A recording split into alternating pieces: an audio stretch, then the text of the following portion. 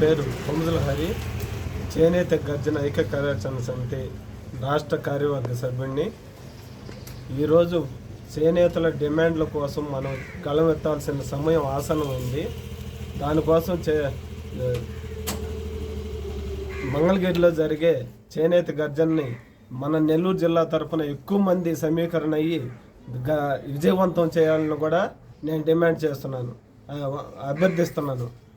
తర్వాత వచ్చి రాష్ట్ర ప్రభుత్వంలో ఉన్నటువంటి ఒక ఎమ్మెల్యే గోరింట్ల బుచ్చి చౌదరి అనే ఎమ్మెల్యే అసెంబ్లీ సాక్షిగా ట్రిప్ట్ ఫండ్ 17 కోట్లు రావాలని ఆయనే స్వయంగా ప్రభుత్వాన్ని నిలదీసిన సమయం వచ్చింది, అడిగాడు కూడా.